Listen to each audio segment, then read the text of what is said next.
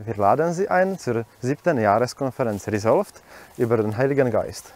Cože? Jaký Geist? Pojďme ještě jednou a česky, prosím. Zveme vás již na 7. ročník konference Resolved o Duchu Svatém. Setkáme se v říjnu tohoto roku od 4. do 6. a tentokrát to nebude v Hrádku na Víle CB, ale ve Smilovicích na Karmelu. A budeme tam křisit i mrtvé, Filipe? No, křisit mrtvé myslím, že nebudeme, ale nechceme být taky suchaři, kteří si myslí, že Duch Svatý nemá v jejich životech vůbec žádnou úlohu. Je to tak. Pojďme hledat do Božího slova, jakou roli má mít Duch Svatý v našich životech. Uvidíme se tam.